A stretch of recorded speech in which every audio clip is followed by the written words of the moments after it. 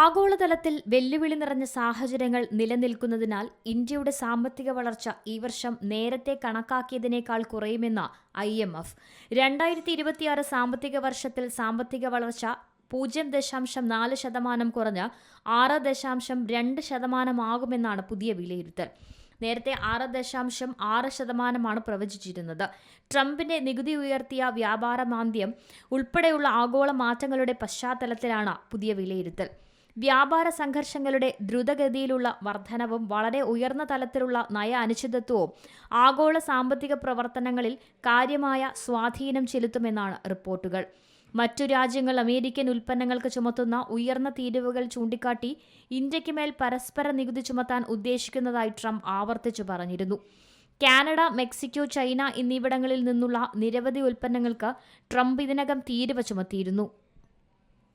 Business desk, Zee Malayalam news.